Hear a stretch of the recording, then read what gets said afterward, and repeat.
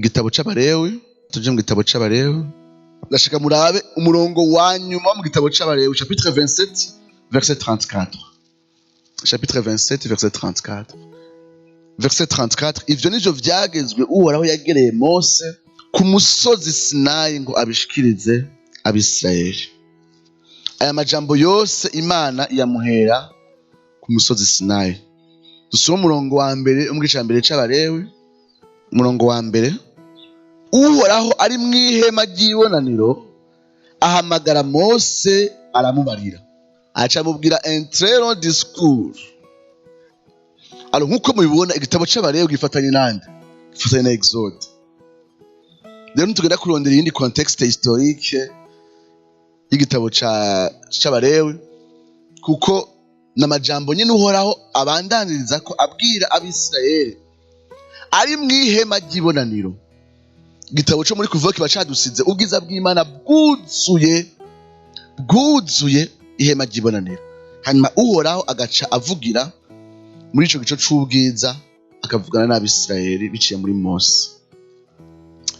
Aya majambo hava mu gitabo cyo muri Kuvayo yegeranije hamwe mu kwitegereza ingene Imana yera kandi yifuza kuba hagati y'ubwoko bwera mu gihugu c'isezerano cera.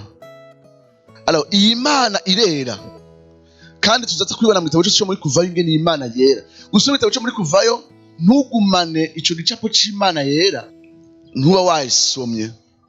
Hanyuma kandi si Imana gusa yera, kuko yera itegerezwa kwironkera ubwoko bwera kugira ngo ibane nabo. Hanyuma iratwara mu gihugu cera. Hariho n'ingene bazokijera mu buryo bwera butunganye. Alors twebwe kumbura ijambo kwera turashobora guharira inshuro rigaruka mu Balewi si gake. Mugabo mu gihe burayo kubera ijambo ari kadosh, hanyuma amavuga yose yanzuruka kuri iryo jambo kadosh mu gitabo c'Abalewi ni inshuro nyinshi, 304. Kandi ijambo kadosh risobanurwa kwitandukanya, ukwitandukanya.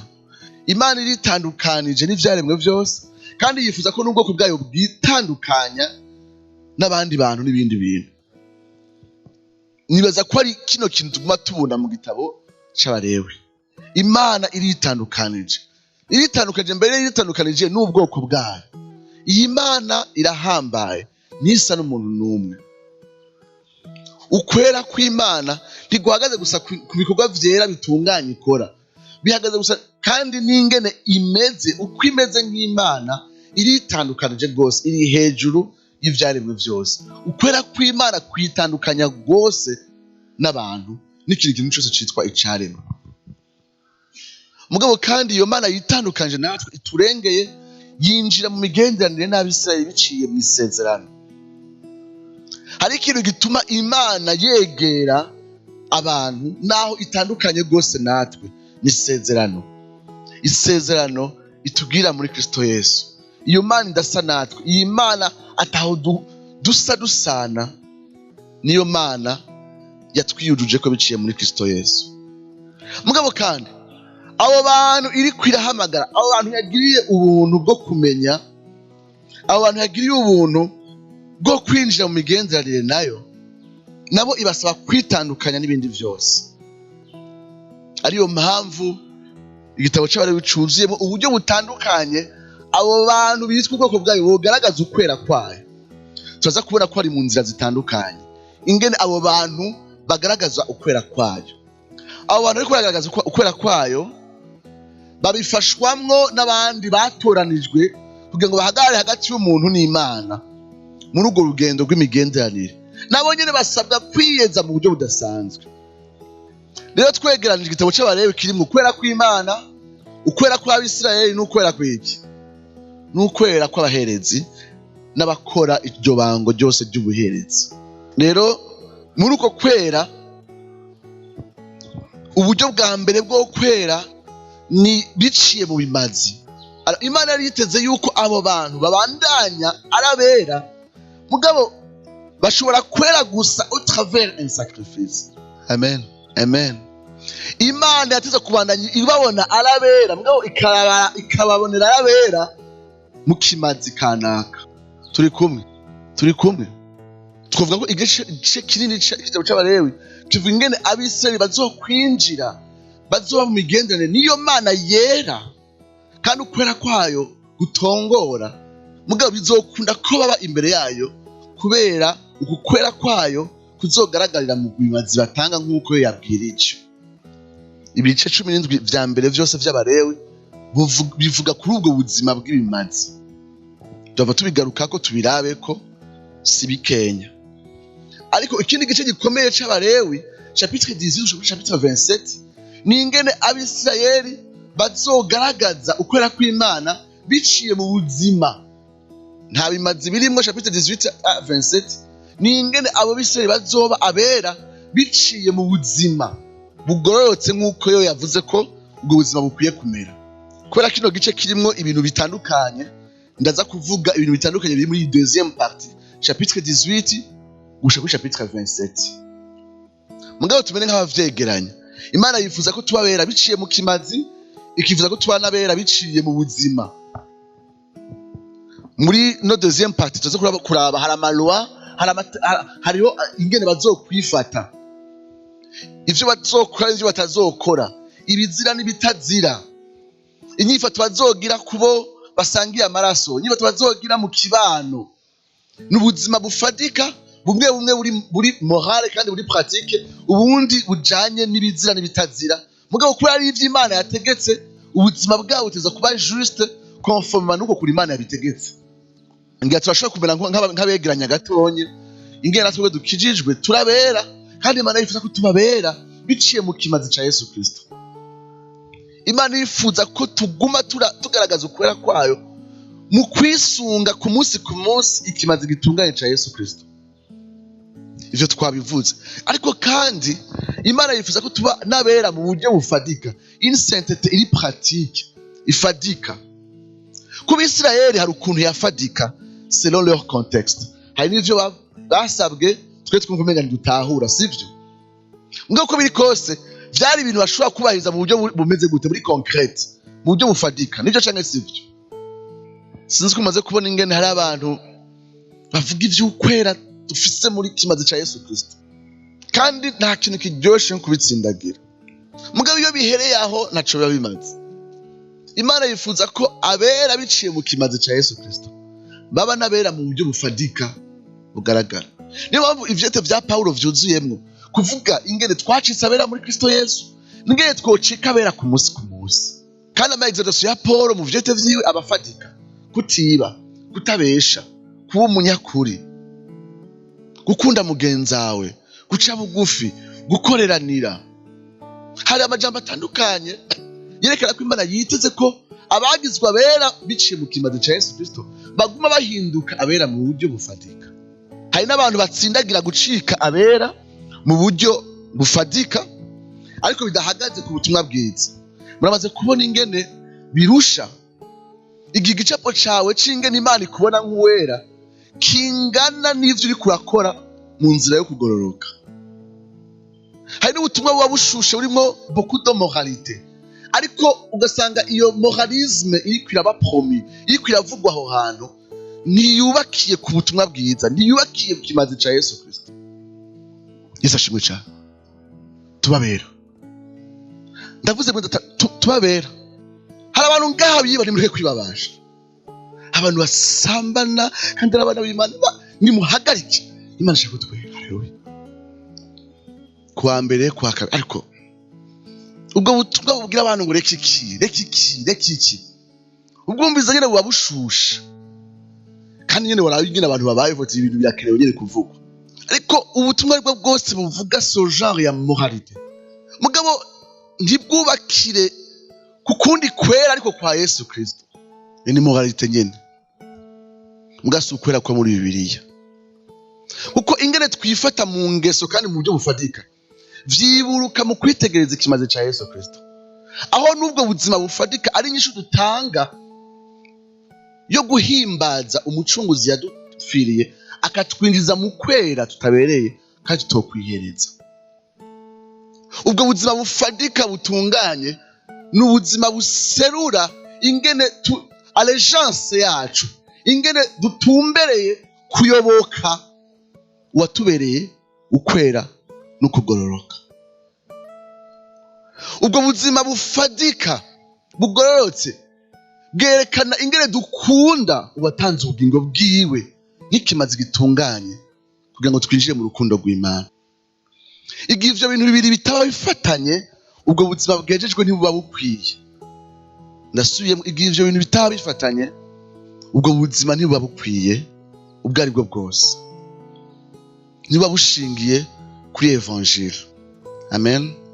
Mugabo hariho n'iyindi extreme ivuga ati ndumugororotse, ndera, naratsindanishirijwe, erega jewe ntimumbone gutya, ndagororotse, erega mfise ugoroka kwa Kristo.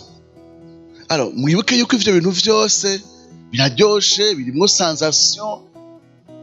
Mugabo ndaba ingene hatsindagirwa kimwe, ikindi nikivugwa, kandi iki kiravugwa ntiturisi ko n'ikiko kiratsindagirwa kikivugwa neza.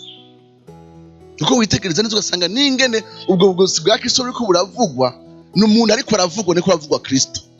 Turashoboye kandi kubasaba ko mwokwirinda izo nyigisho ziguma zivuga gusa ico mwacitse igihe Yesu yava, zisigaye zibabwira ico muhamagarirwa gucika ubu Kristo yabacunguye.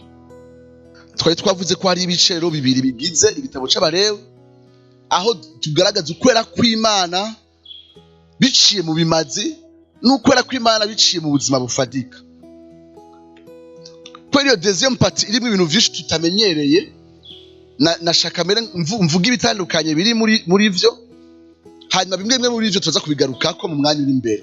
Chapitre 7 za mbere zivuga ibimazi, turaza kuzivugako ibimazi bitandukanye Abisirayeli batanga. Hano havugwa umuadorateur yitwa Umwisirayeli, ibice indwi vya mbere. Ariko chapitre 8 gushika kuri 10 havugwa abaherezi, ingene bakwiye kwigenza, baratoranywa. Aroni aratoranywa, abahungu biwe baratoranywa, okay? Ariko kandi bahamagarirwa kwera. Muri bo hari abahungu babiri baza gupfa bahitanywe n'iki? Bahitanywe n'ukwera kw'Imana. Chapitre 8 gushika kuri chapitre 10 aho tubona ukwera kw'Imana biciye mu buherezi. Amen. Cette chapitre za mbere zivuga Umwisirayeli ingene yezwa biciye mu bimazi. Ariko chapitre 8 kuri 10 zivuga ingene abaherezi bagaragaza ukwera kw'Imana. Ari na mpamvu ndizera cyane yuko abarongozi b'ishengero bafite uruhara rwa mbere rudasanzwe kwerekana ukwera kw'Imana mu ishengero. Ingene twifata, ingene tubaho, ingene dutreta ivyaha mu makoraniro yacu, biri mu bigaragaza ukwera kw'Imana.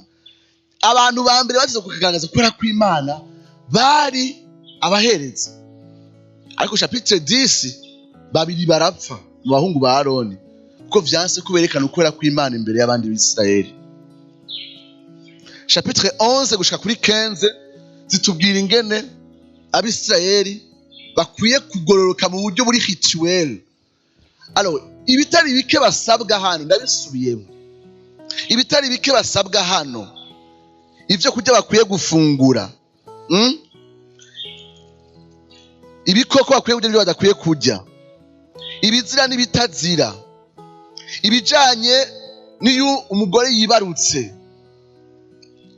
ari mu kiriri ingene ahumanye, ivyagezwe bijanye n'ibibembe biva ku chapitre 13 bikabandanya gushika kuri chapitre 15, chapitre 14 aho bavuga ibijanye n'ibibembe. Chapitre 15 igaca ivuga ibijanye n'izindi ndwara cyane cyane zo mu bihimba vy'irondoka zituma umuntu yaba uwutejejwe imbere y'Imana. Izi chapitre zivuga insaintete iri rituel. Ubiravye bwatwe ngaha, none nacumuye kuki? None ndiye agakwavu icana nakoze neza. Kubera hagati y'inzara hari umwanya, niyo mpamvu ari icaha. Okay. None umugore yibarutse agaca uhumanye gushika ave mu kiriri, yacumuye iki? Ariko ibi vyose bitwereka ingene hariho insaintete iri rituel Imana yasaba Abisirayeli. Bimwe muri vyo ntibisiguritse, biri muri chapitre 11 gushika kuri 15 ntibisiguritse. Ariko ikintu gikomeye bitsindagira nuko abo bantu bakwiye kuba abitandukanije. Niba ibyo vyagezwe byose biri kurabaheza vyotuma vyoreba muri bo agatima kuko badasa n'abandi. Aho ivyo vyagezwe vyaba vyashitse ku ntumbero kwitandukanya muri wa mutima navuga ingene abisire bahamagarirwa kuba abantu bitandukanije. Bimwe muri ivyo vyagezwe rero vyaratsindagira yuko bakwiye kwitandukanya. Bimwe mu bikoko babuzwa kuryako vyari ibikoko kumbure mu gihe cabo n'ubuganga butaratera imbere vyashobora kubatera indwara bivanye n'ubukoko ziba zifise muri zo. Kumbure ibikoko bimwe babibuzwa kubera amahanga abakikuje yari afise ingene abikoresha mu gusenga imana zabo, gutyo mu kubibabuza bakaba abantu bitandukanije. Kumbure igituma imana ibabuza yuko badakwiye umugore ari mu kiriri ahumanye badakwiye kumwegera. Nawe tubona umengo umugore arahohotewe, mugabo bubatse barazi yuko atabahohotewe. Nimba vyashoboza uwo mugore kudashobora gusama muri ivyo bihe vya mbere ageza kwibaruka. Uravye neza bino vyagezwe ahanini harimo no guproteja abisirayeli. Abagore bamaze gusamira mu kiriri ni benshi, ariko uravye ingene imana yitwararika abisirayeli ku buryo igerageza kubafasha gutandukanya ibintu. Nawe umenga nta siguro ibahereje kuko bimwe bitari bikeneye insiguro, dusanga vyashoboza abisirayeli kwitandukanya n'ubundi bwoko kandi bikerekana umwitwarariko imana ifise kuri buno bwoko ku munsi no mu buzima bwabo bwa misi yose. Iyo ni chapitre 11 gushika chapitre 15.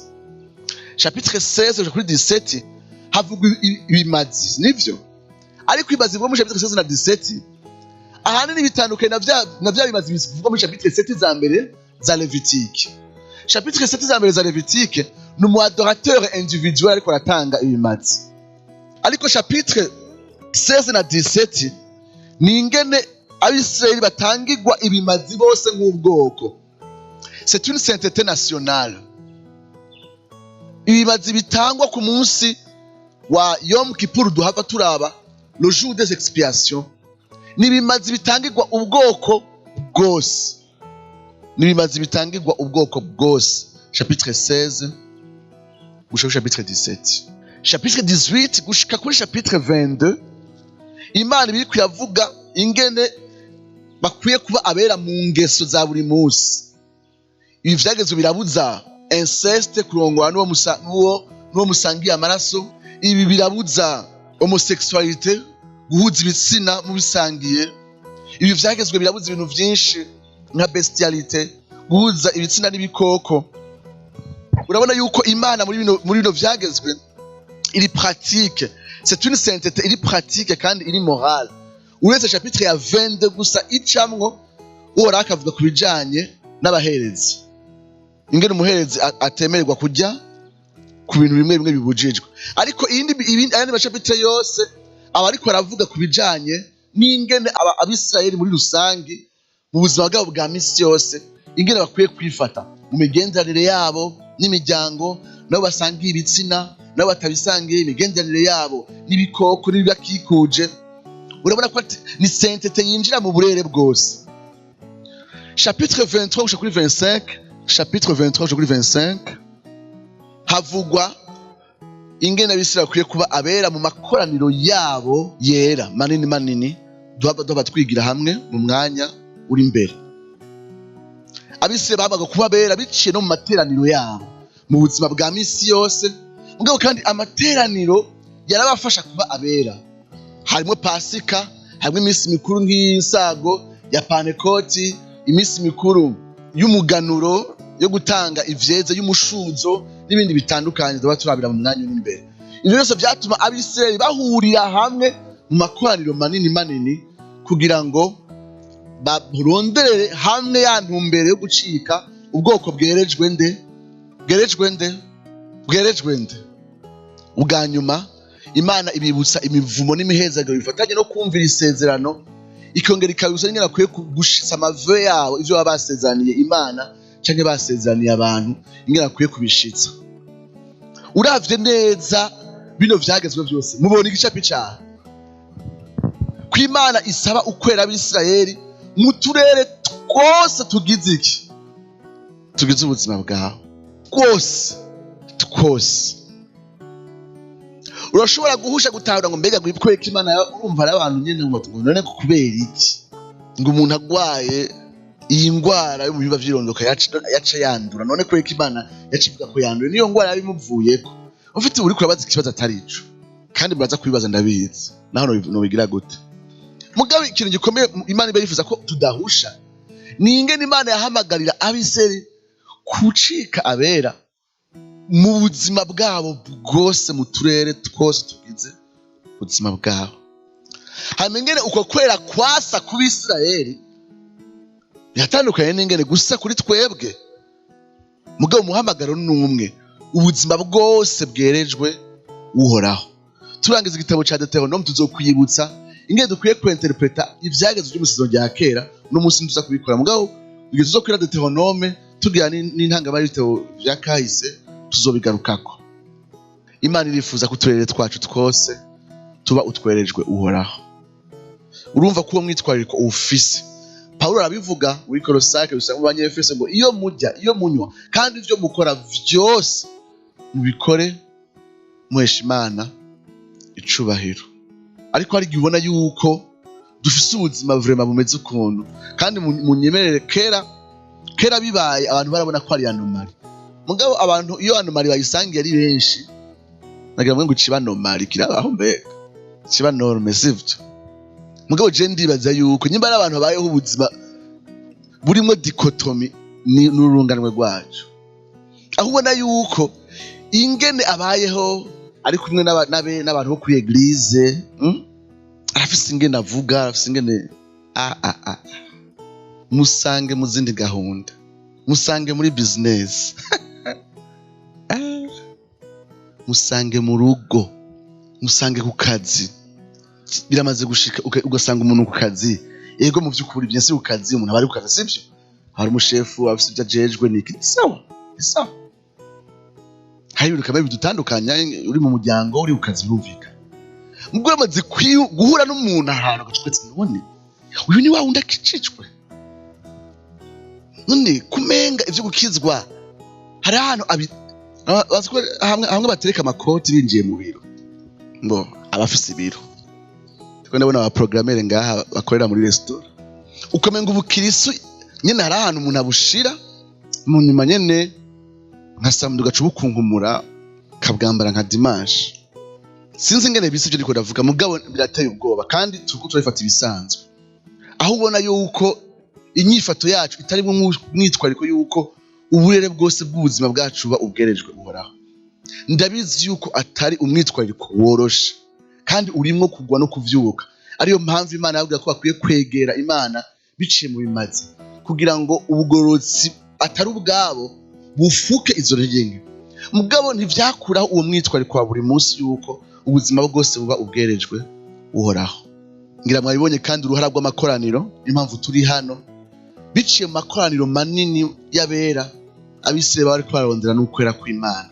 Amakoraniro yacu abakwiye gufasha abantu muri ubwo buzima bwejejwe.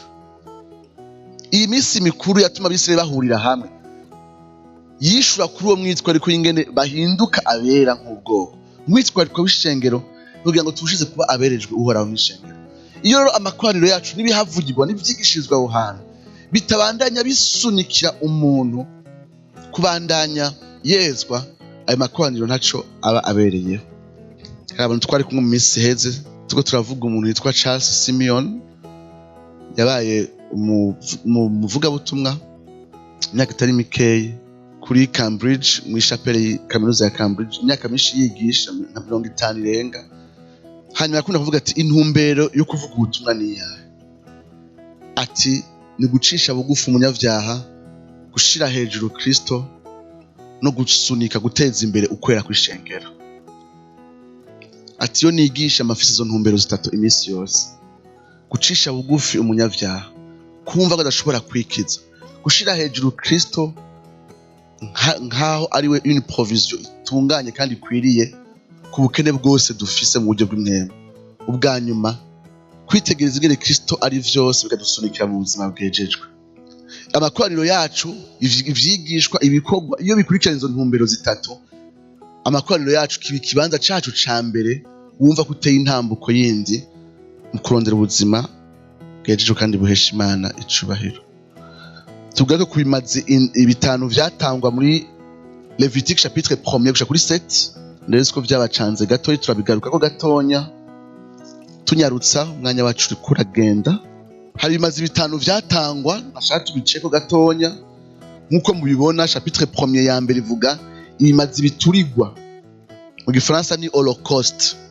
Vyari ibimazi ubona yuko iyo bitanzwe murafite cya gicapo cya hema ry'ibonaniro, ico kimazi baragiturira burundu cose.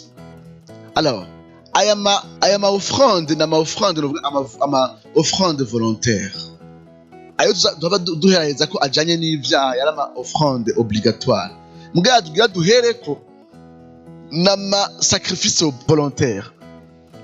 Bivuga ko umwisirayeli yashobotse, je numva ntakeneye gutanga ico kimazi. Mugabo hari ibindi biri munsi tuvuga byari ama offrande, ama sacrifice obligatoire. Reka dore kuri iyo offrande iri volontaire, inatwereka ingene Yesu yitanze n'ikimazi avyishakeye. Uko yari offrande iri volontaire, uza gutanga ikimazi, umutima yaba yifuza mu gutanga ico kimazi yabaje kugaragaza kwari ukwiyegurira Imana. Uko ikimazi giturirwa yaba yumva ikintu conyene ashaka, ari kubwira Imana ati Mana ibingize vyose, sinje ngaha ngo je kubwira kwatura gusa ivyaha nakoze, naje gusaba kubwira ati Mana ndashaka mbu wawe wese. Ni bangahe bazi imbere y'Imana bataje gutanga raporo gusa y'ibintu vyagenze nabi n'ivyabagoye dala jaune, mugabo yumva ikintu conyene babwira Imana ati Mana guma ungira uwawe kandi mbu wawe wese. Ni bande bumva bofata imyanya y'umwihariko y'ubwo ati Mana ni giki kingize wumva utaregukira, ni ivyiyumviro vyanje, nivyo mpamiye mwibanga mu mushaha wanje, ni ngingo mfata, ni migambi yanje, ni indoto zanje. Jewe ikimazi Imana ndakizanye, barabwira ndashaka ndakwegukire wese. Amen, amen. Biraryoshe kubona umwisirayeli yakurije ico kimazi mu buryo buri volontaire.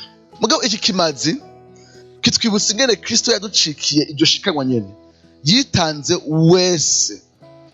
Abanyefeso 5 ku murongo wa 2 twasome havuga ngo, birababaje kubera mu Kirundi ntibavyerekana neza, mugabo bakoresha ijambo nyene holocaust mu zindi ndimi. Murongo wa 2, nuko mwigane nk'abana Imana ikunda, kandi mugendere mu rukundo nkuko Kristo nawe yadukunze akatwigura, akatubera ishikanwa n'ikimazi giturigwa, bihabwa Imana umubabwe mota neza. Soma Abaheburayo turabe ingene Yesu yitanze avyishakiye, chapitre 8 verset 14, 9-14 murambabarira, havuga ngo mbega amaraso ya Kristo uwo yitanze ku Mana atagira agasembwa, abitewe na mpwemu ahoraho, ntazorushiza guhumanura imitima yacu. Kristo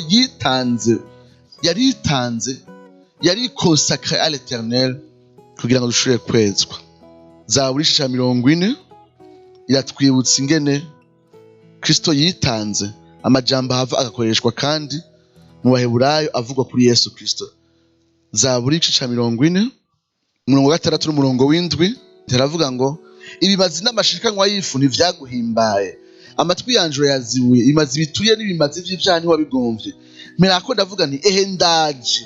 Umurongo w'8, mpimbawe no gukora ivyo ugomba Mana yanje.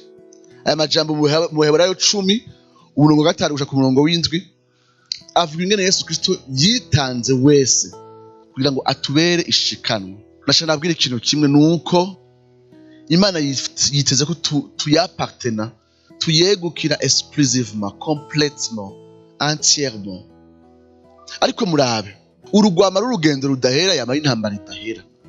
Bene majambo, nta muntu numwe akiri kwisi yamaze guheza runo rugamba rwo kwegukira wese uhoraho. Ntari mubizi, nta muntu numwe ari kuri ino si yamaze kurangiza runo rugamba rwo kwegukira wese uhoraho. Muge Imana yama yifuza ko iba intumbero yacu yuko twikonsacra totalement à l'Éternel. Mugabo aho tutaragera, dukizwa na Yesu Kristo, wewe yitanze, yikonsacre complètement, avyishakiye, agahinduka un sacrifice d'holocauste kugira ngo Icaha ca mbere bene data, reka ndababwire, nababwiye yuko ushobora kumara umunsi umeze neza ukuva umenga je vraiment uno munsi wagenze neza, je ndumva umenga vraiment nasenze nahimbaje, kukazi naguma nifata neza, ngambwira abantu vya Yesu gusa, naguma nkwengera abakonvoyeri ariko bansaba amafaranga, urumva nta muntu umwe nabwiye nabi, umugore wanje ni fresh turakundana, ababanyi nguma ndabagenderera, ndateka n'ibitumbura nkagenda kubidistribuwa mu babanyi, amen.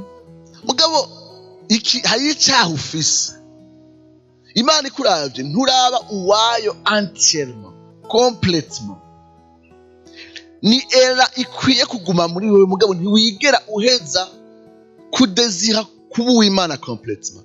Imana ikuravye ari ikintu yovuga iti ndumva utaraba wese, hari consécration yawe irampimbaye mugabo ntirashika. Ico gihe rero Yesu Kristo atubera iryo shikanwa, we yaritanze complètement et entièrement kugira ngo ico caha kuba abatari consacré entièrement tugikire. Mubize ko ari icaha. Igihe wumva umenga nta caha wagirizwa mu mutima, uze ko ari icaha kimwe ufise, nturegukira wese Imana, nturakundisha Imana umutima wawe wose n'inkomezi zawe zose. Ikwiye kuba era idahera, kandi muri iyo era Yesu Kristo yatubereye ishikanwa rikwiye.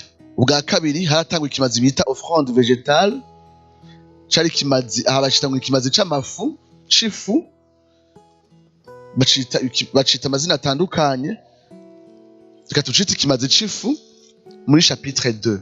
Iki kimazi nta gikoko vyasaba, umuntu hari n'abacita ikimazi ca gato, kubera uko nyene warazana amagato akoze neza, ca ukazana ibikoresho bigize ayo magato, ni ukuvuga ko haba hariho ifarine itomoye neza, se neza, hanyuma amavuta ya elayo, hanyuma imibavu, hanyuma umunyu n'iritiro ry'umuvinyu basuka ku gicaniro.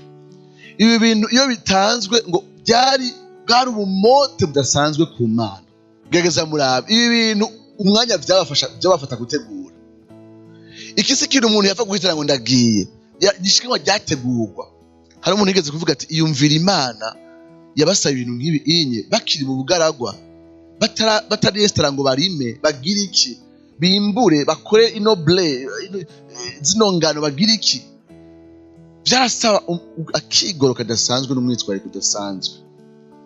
Dusanga ngo ishikanwa vy'ukuri ngo ryarahimbara Imana mu buryo budasanzwe. Ku Bisirayeli iri shikanwa ryasigura iki? Ryasigura iki? Ryasigura ati urabona ibintu byose bikoreshwa ngaha anye bigize ubuzima bwa misi yose bw'umuntu wa kera. Akazi kiwe barabarimye, barimbura, rero ifarini n'ingano, elayo baramura, elayo bagakora amavuta, bagira ibiki. Ibi byose vyerekana le travail, ibikorwa by'amaboko y'Abisirayeli, ingene babizana bakabikonsakra kuhoraho biciye muri ino shikano. Dufatanye ibyo bintu birimeje kuvuga. Mana je nduwawe wese, ndumva Mana ndashaka gukunda n'umutima wanje wose. Mugabo bwa kabiri ndashaka n'ivyo ntunze vyose bibiki bibi vyawe. Mugabo je ndazi umuntu umwe ashobora kuririmba akarimba ati ndashaka mbuwawe wese Mana, hamwe numva n'ikigumbagumba ca nyuma kiniha gihamagara wewe. Ahejeje kuririmba ku karirimbo, umupianiste yakavugije neza ibisigaza gukora ngahe inyuma, n'ingana akoresha ubutunzi bwiwe, yenjo patron w'ibyo atunze.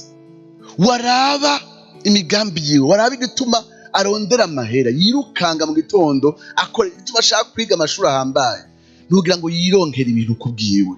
Mugabo iyumvire kuvuga ati Mana nduwawe, hanyuma ivyo ntunze n'ibikorwa by'amaboko yanje vyose si ivyanje ni gwawe, birafatanye. Hari umuntu muza bitandukanye, eje ndamuzi nga ntiyaje. Reka ndabwire, iyo igica kabiri gitariko kiraba, kinyakijya ca mbere n'ikibarico. Nkuko nabwiye, consécration yacu iyi pratique aussi nivyo ivibwina ihera mukama kuvuga ati ico ndi cose mwami kikwegukire. Mugabo iza guhera n'ibintu bifatika vyabaye ivyande, vyabaye ivyuhoraho. Mugabo kandi rishikanwa riratwibutsa ingene ibikorwa vya Yesu Kristo vyamye bikorwa bitunganye. nkuko nabwiye ino shikanwa ryasaba umwiteguro n'ibikorwa bidasanzwe byerekana ingene Kristo n'ibikorwa vyiwe bigororotse azotubera ishikanwa ritunganye imbere y'Imana biciye ingene ateye n'ibikorwa vyiwe bitagira akarohe. Ikimazi ca gatatu tucita ikimazi ciki bacita ic'amashimwe chapitre 3 ariko ahandi baravyita sacrifice de paix ahandi sacrifice de communion. Iyi ari sacrifice idasanzwe kuko muri iyi sacrifice umuherezi uwazagishikanwa n'Imana bose barasangira. Hariho ivyo bakura kuri kino gitungwa bikaba ivy'Imana twama twabisubiyemwo amaraso bien sûr shazira ku Mwisirayeli aginya birimwe amaraso ko amaraso yaserura ubugingo kandi ubugingo bwose bwari ubugingo bwerejwe Uhoraho kandi butunganye bwasubiriye ubuzima bw'uwo muadorateur carazira. Bwa kabiri amafyigo, bwa gatatu ibinure rero sinzi kuri bamwe kera mugabo ibinure yaba ariyo nyama ya mbere kuri bamwe ngaha anye kiretse jewe abantu bakunda kanure ngaha. Alors Imana ivuze ati mpereza les meilleures parties ya kino gikoko, urumva ingene Imana iri kuyatwiga ingene yexija skiye excellent mwishikanwa ryacu. Kandi mwibuke yuko ishikanwa rya mbere excellent ari Yesu Kristo naye ama perfection muraye twavuga mu mwanya. Mugabe ikindi kintu nuko umuherezi nawe yarafata kuri ico kimazi akagiki. Muri buke ivyo yarya umuherezi yagiki yarya poitrine hamiki iki inye ni kuvuga bacita gute ciburyo naho nyene l'épaule droite. Okay, hanyuma bisigaye navyo nyene nuwazaje ikimazi nawe nyene nawe yarafungurako. Amen amen. Iyi ari offrande idasanzwe yerekana communion, ubusabane hagati y'umuntu n'Imana n'abarongozi, ubusabane budasanzwe. Iyi sacrifice ntiwayitanga ukubera ngo hari ivyaha wakoze, wayitanga ivuye muri elan de communion kuko wifuza gusabana n'Imana y'Abisirayeli n'ishengero ry'Imana. Amen. Muri nzira ko Imana iduhamagarira ubwo buzima. Et sacrifice de paix, et sacrifice de réconciliation, yo gucelebra ingene Imana yazanye amahoro hagati ya wewe n'Imana kandi wari umunyavyaha kandi wari umwasi. Impore, sacrifice de paix. Yesu Kristo niwe aza agakuraho ubwansi bwari hagati ya twebwe n'Imana kugira ngo atwinjize muri communion hamwe n'Imana. Abikolosayi ca mbere ku murongo wa 20 numwe mu mirongo iryoshe cane ndawusoma nihuta uvuga ngo yahimbawe kandi no kumuha kuzuza vyose nayo ari ivyo mw'isi ari ivyo mw'ijuru izanishije impore la paix amaraso yo kumusaraba. Amen amen. Urumva ko ikimazi Imana iguhamagara gutanga uno munsi ari ikimazi cyo gusabana nayo no gusabana n'abera. Urumva ko bigize ubuzima bwawe bw'umu adorateur, kunywana n'abandi, kunywana n'ishengero no kunywana nayo, ariko ibi vyose muri Kristo Yesu. Tunywana n'abandi biciye muri Kristo Yesu, tunywana n'abera biciye muri Kristo Yesu. Hari abantu ubona yuko ingene bakunda ishengero ni ibintu ubona ko bitazomara imyaka 2. Umubaje ati kweki ukunda rya shengero ngo njye ndakunda rya shengero ko protokole yaho we ngo wambaye ubukaruvati ngo ameze ukubwo kwakira neza n'ibizotewe kweki ukunda rya shengero ati ya pasteur nukuri n'umutima ameze bye n'inzira gato winjire mu murongozi taro guhonda ikonzi kandi agiye guhonda bikenewe. Ingene ukunda ishengero, ingene usabana n'abandi bitegeza ko ibintu bihagaze ku musaraba. Ndakundira ishengero ko Kristo yaripfiriye, ndakundira ishengero ko Kristo yarishizemwo, ndakundira ishengero ko Kristo yamatanije n'abandi bantu bitegeza ko bihagaze ku sacrifice ya Yesu Kristo. Ndakunda Kristo kuko yampaye impore hagati nawe ku buryo numva iyo mpore inyuzuye nkumva nobana impore n'abandi bera bose dusangiye ivyizigiro bizima. Kunda ishengero kubera bano bantu nibo tuzobana ibi bitazoshira mu ijuru. Aba bantu nyene Yesu yacunguye niwo muryango wanje w'ibihe bitazoshira. igihe ugukunda ishengero ryawe bidahagaze muri Kristo no mu musaraba, ni ibintu vya fanatisme mbwa je ndazi ko bizohera. Sacrifice ya 4 n'iya 5 bihakwa gusa mbwa biratandukanye. Tuyita ama sacrifice rero obligatoire. Aya 3 ya mbere na ama sacrifice volontaire.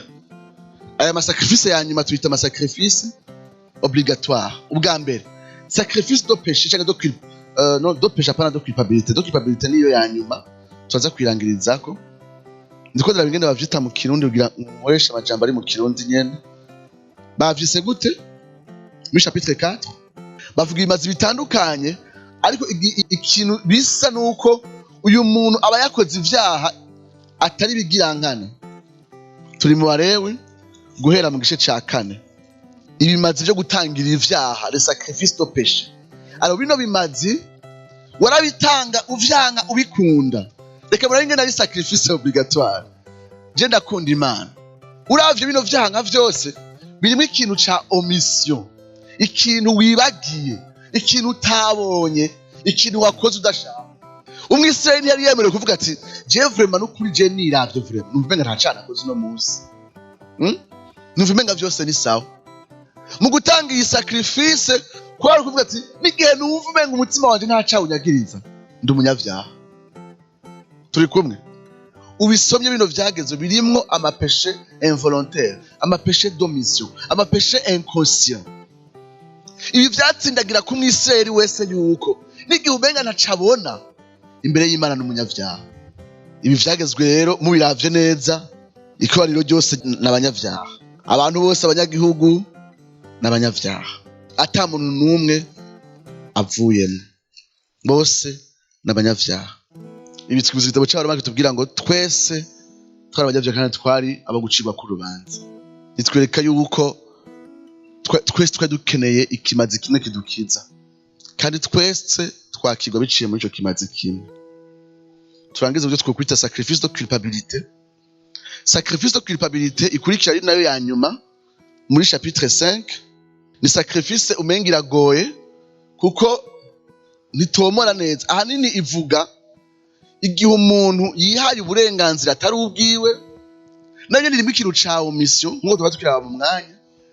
Igihe umuntu yihaye uburenganzira atari ubwiwe, igihe yimye abantu uburenganzira bwabo, igihe abihenzeko ugasanga yabatrese nabi kubera yabihenzeko, igihe yabarenganije kuvyo yategeza kubahereza ari no muri business cyangwa ahandi. Ivyo bintu vyose bijanye no kurepara une dette kanaka. Une dette simaka amafaranga. Hari n'uburenganzira wima umuntu wateza kuba umuhereza.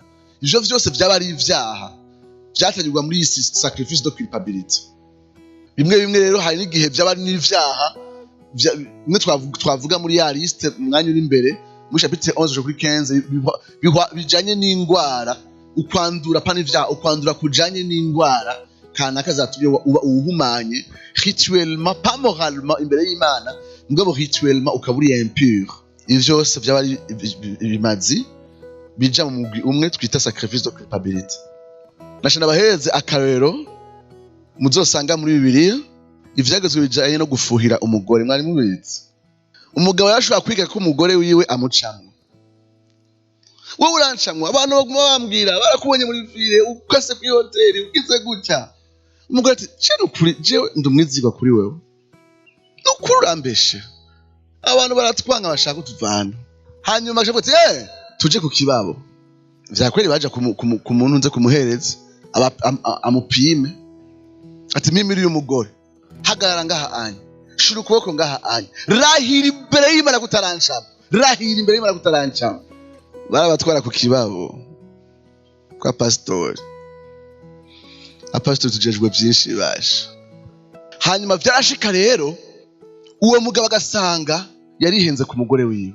Ese ibitusi namututse, ese rya kofi namwatsa atashe. Ico gihe urumva ko yaba ari peshe yakoze kubera yihenze. Asanze yarihenze yararepara, nivyo twita amasaka biri muri iyi sacrifice twita sacrifice de culpabilité. Akandi kantu bahereza na kero ka Akani yihaye ibintu atari vyiwe. Imana yavuga ati ibintu vyose muzoronka Yeriko bizoba ari ivy'iwanje. Akana acagira gute? Acatora isuplesi nziza, hari abafite febrese y'ibirato, hari abashati nziza, byose arabika.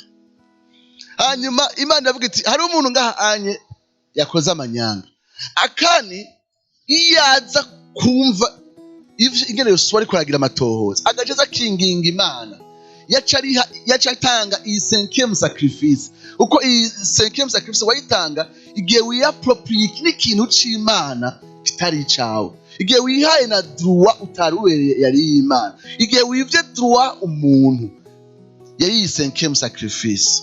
Ariko reka ndababwire, uravye twese ingene twivye Imana uburenganzira, twoharubura ingene twese dufitiye indete morale Imana, ingene twese tutujuje ivyo Imana ifitiye uburenganzira bwo kudusaba, twese turi mw'ideni imbere y'Imana. Umuntu rero si umunyavyaha gusa, ari mu mwenda adashobora kwikuramwo. Niyo mpamvu twara turirimba kera ngo sitsi ko kakaririmba amashengero mashasha ngo yanyishuriye ya myenda yose. Amen. Abikolosayi igice cya 2 ku murongo wa 13 havuga gute? Gushika ku murongo wa 14, 2:13 gushika ku 14. Abikolosayi 2:13. Kandi hamwe mwari mugipfuye mwishwe y'ibicumuro vyanyu n'ukudakerwa kw'imibiri yanyu, yabagiranye bazima nawe, imaze kuduharira ibicumuro vyacu vyose, ihanaguye n'ikete ritwagiriza ririmwo amabwirizwa ryaduhama. Iri kete rero ni kete nyabaki. Bakoresha imvugo yaba muri business y'abaromani, rwaba ari urwete rwerekana umwenda ufise, ivyo wemeye kandi utashikanye. Urugwandiko nigo uheraniye yagenda ku muherezi cyangwa ku mujije kugira ngo akwitwarire. Biritubwira yuko umwe wese hano hariho urwete ruvuga umwenda afitiye Imana. Yamaraso umwenda uwo ari wo wose ni umwenda wo gushitsa ukugororoka kose kw'Imana.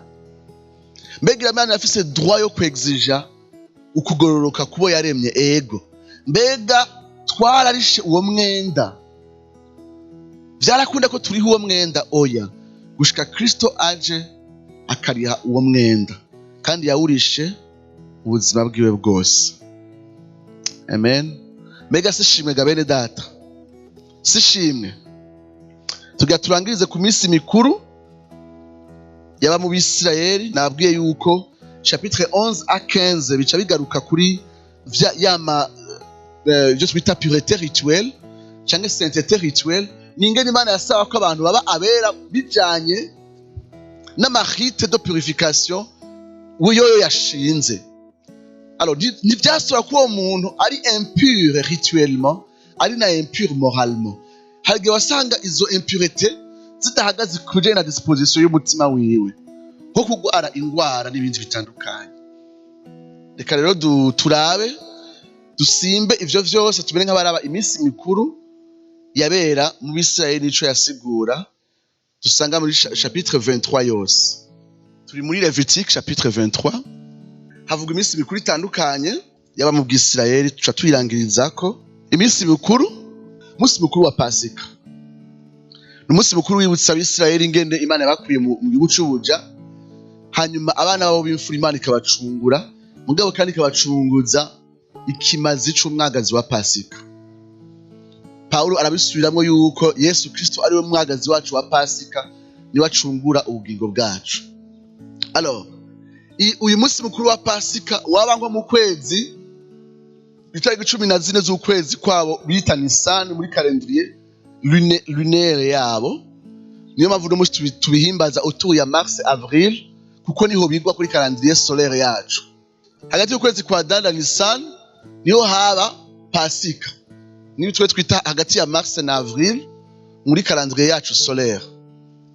Iyo uwo munsi wa Pasika urenganye, wacha ukurikirwa n'iminsi indwi yitwa iminsi y'imitsima itambiwe.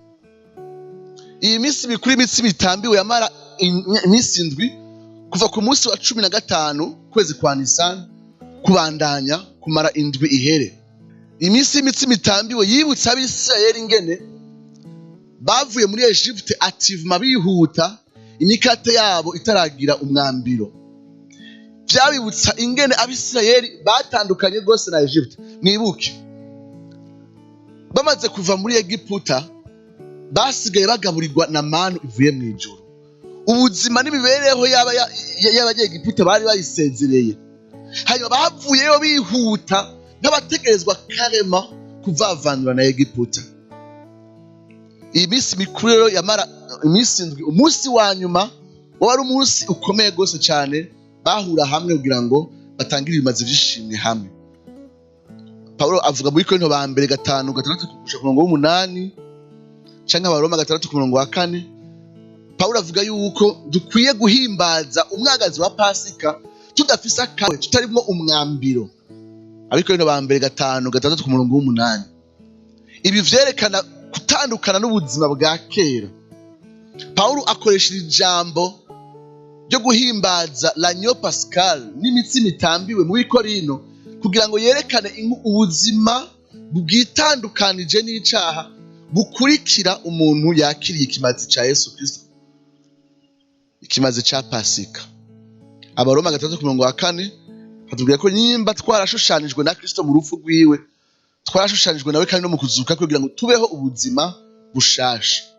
Ibi vyerekana ingene dukwiye guhimbaza urupfu rwa Yesu Kristo mu kubaho ubuzima bwejejwe. Murabona ingene bifatanye.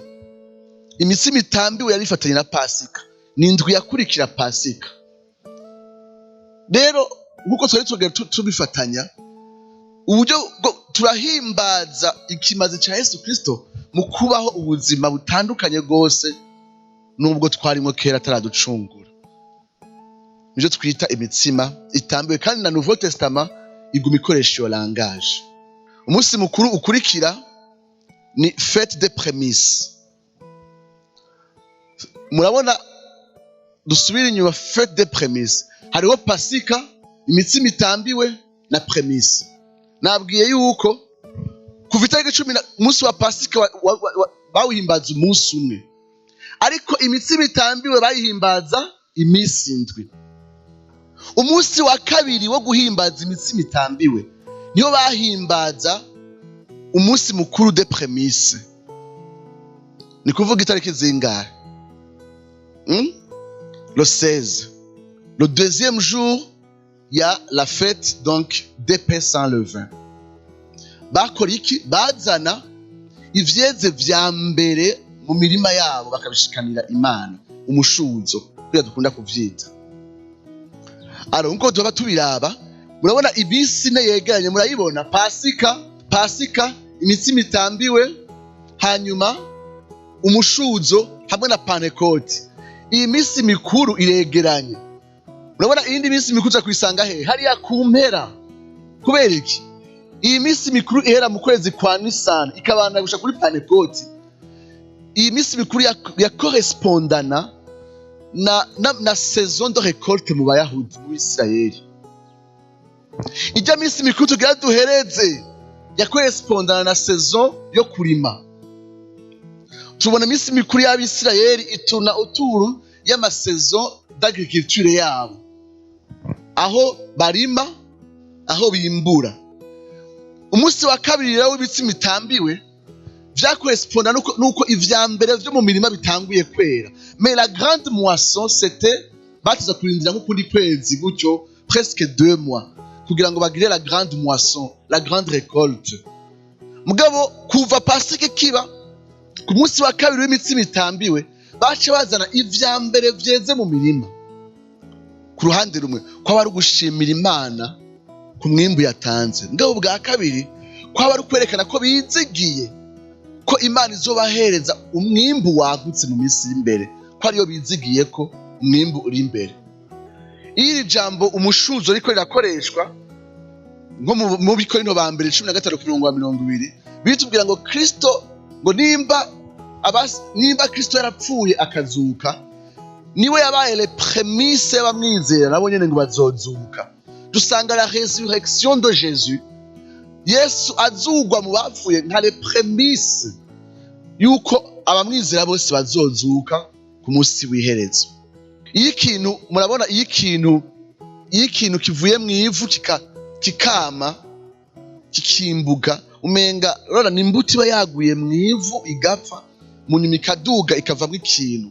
Tubona Yesu Kristo apfa agahambwa ariko kandi arazuka kugira ngo atubere umushuzo yuko abapfanye nawe bose bazozuka. Niyo mpamvu le premise harimo kuraba imbere yuko nimba Yesu yarazutse mu bapfuye natwe tuzozuka kuko niwe yashurije abapfuye abasinziriye. Amen, amen. Bira making a sense, birumvikana. Hariho rero la fête, la grande moisson yari umunsi wa Pentecote. Muri Bibiliya bavyita la fête des semaines. Kubera iki? Baharura indwi kuva ku munsi wa Pasika, sivyo? 7 semaines après la Pâque. Siko tubihimbaza none. Nyuma y'imisi 50 duhimbaje Pasika. Alors hari rero bawita la fête des semaines. Kuko waba ku ndwi baharura indwi inyuma ya Pasika. Aho rero c'était la grande fête. Vraiment. Tout le monde, umuntu wese yarafite ivyarya. Urumva ugiye ku butike wasanga umuceri ikiro kigugwa 50 francs. Kuko bose barawufise. C'était de l'abondance. L'abondance. Bagaca rero bazana sacrifice imbere y'Imana. Kuvuga Mana, uyu mwimbu niwe utanze. Urabereye ishimwe. Merci pour la provision. Quand les provisions il est abondante.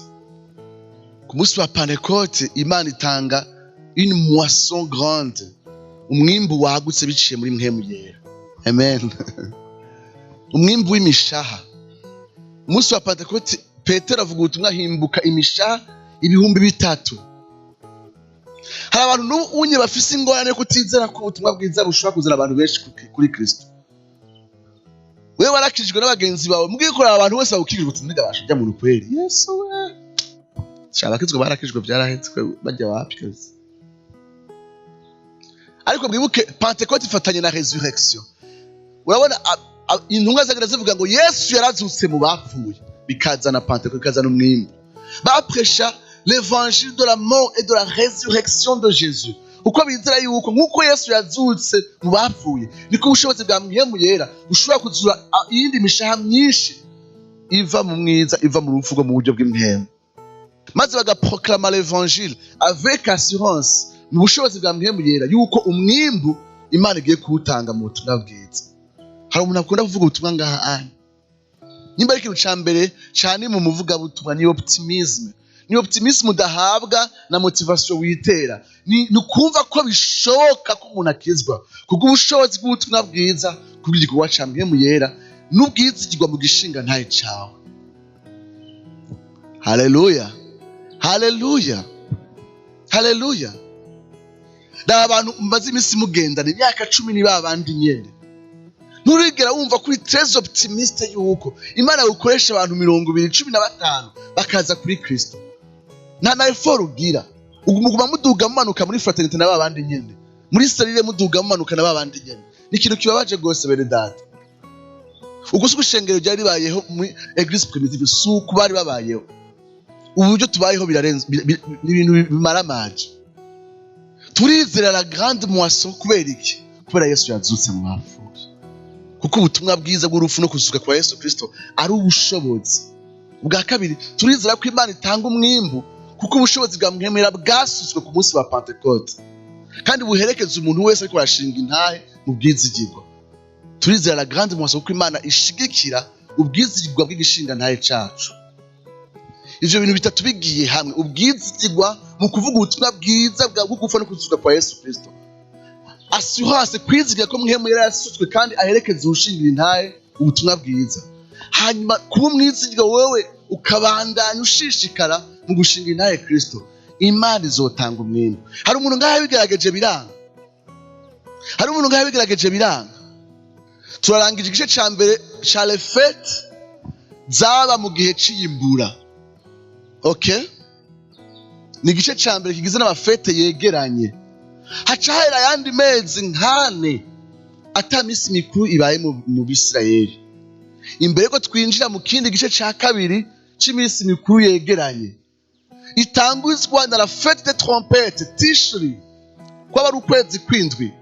Aha rero hagati haba haciye ubugaragwa, haciye izuba, ata mwimbu uhari, ariko la fête des trompettes yakorespondana na saison de pluie, imvura isheshe. Umwisirayeli wese ati wow, harageze ko nsohora isuka. Niyo mpamvu la fête des trompettes, umusango trompette barayivuza kenshi, sivyo? Barayivuza ku munsi wa yubile mu myaka 50, barayivuza mu mboneko z'ukwezi gushasha. Ariko kandi iyo tuvuze la fête des trompettes, tuba tuvuze trompette ya marka l'année civile y'abayahudi. Ku munsi mwaka w'ibikorwa utanguye, bagira batangure rero gukora. Ibintu vyabo vyari biryoshe. Twebwe mu gihe cacu biratubwira yuko hari inzambi izovuga. Iyo nzambi izovuga imarka une nouvelle ère. Uwundi mwaka mushasha, si umwaka, ni ère. Iyo nzamba yanonsa ko Kristo aje kandi tugiye kwinjira mu Yesu agiye kwinogira ubwami bwiwe budasanzwe. Abitesalonike abambere cica kane ku 13-17 na Yesu ariko avuga ko kwiye muri Matthieu 24 29 à 31 ko azokumvikana inzamba mu kirere, abamarayika bakavuza inzamba, marayika mukuru muri Intangamarara. Izo nzamba zikerekana ko umwami aje, kandi uwo mwami aje kwinogira inganji yiwe, une nouvelle ère, umwaka mushasha. Amen. Turikumwe bene data. Fête des trompettes iheze, haca hakurikira umunsi rero baca biyegeranya, bo batangura umwaka neza. Baca bagira jeûne national.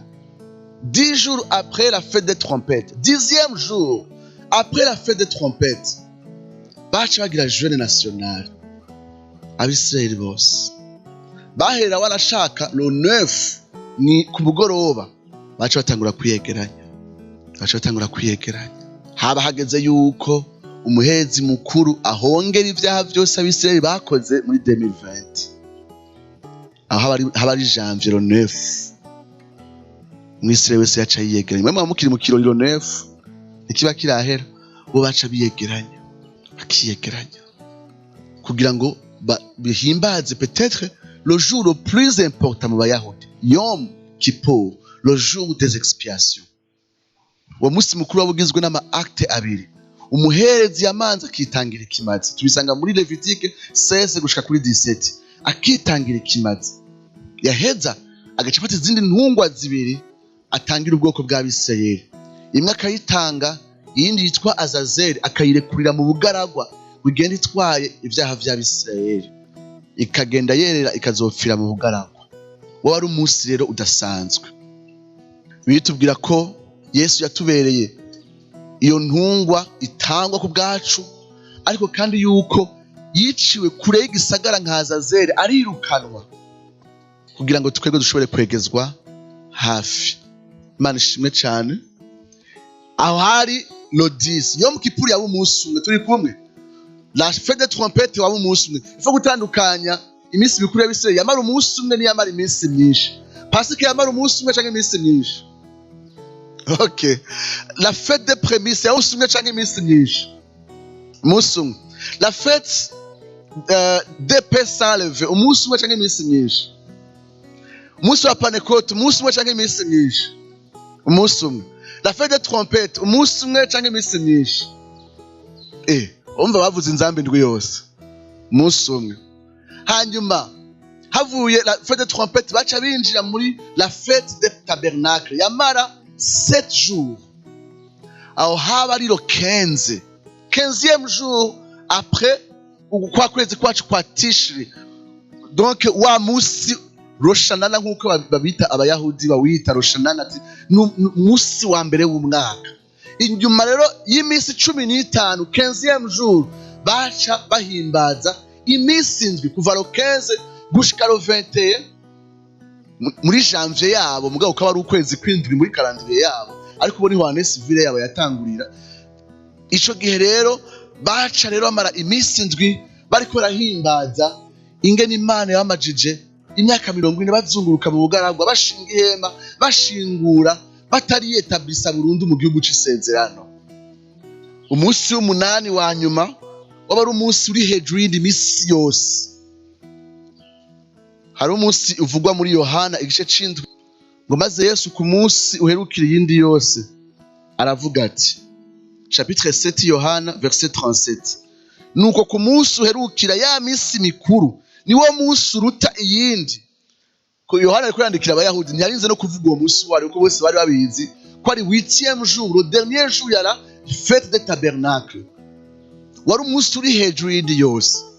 Alors hari umuyahudi yitwa Joseph yanditse les antiquités juives, ni igitabo n'ubu kiri disponible online, gusa n'ikindi niwagishobora ni sawa.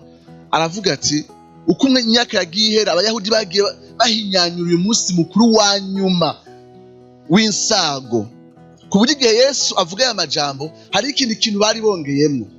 Baragenda bakavoma amazi ku iriba ry'i Silowamu, bagaca baza bakayasuka mu rusengero, bibuka ingene igihe bariko baragendagenda mu bugaragwa Uhoraho yakuye amazi mu gitandara. Yesu aca profeta iyo symbolisme y'amazi, aca avuga ati unyizera wese inzuzi z'amazi y'ubugingo zizotemba muri we ziva mu nda yiwe. Ngo ariko ivyo yabivuze kuri mpwemu yera yagira ngo azotangwe. Dusanga kuri uyu munsi wa tabernacle ari umunsi kandi Yesu yayibukije yuko ari we atanga amazi nyakuri, ari we mpwemu yera ashobora gutuma abantu barengana ubugaragwa gushika mw'ijuru mu gihugu c'isezerano. Umunsi wa tabernacle utwibutsa yuko umunsi umwe zino nsago tuzozirengana, tuzozivamo, twinjire mu bwami butazohera. Ninde adushoboza? Ninde mazi mu bugaragwa? Ninde adushoboza kurengana iyi minsi y'insago yo gushinga no gushingura? Ni mpwemu yera, ni ingabire ya mpwemu yera abana ndaturusha kuri wa munsi aho tuzokwinjira muri rya hema ryo mw'ijuru, aho Imana ngo ariyo izoba ihema ry'abantu bayo. Amen.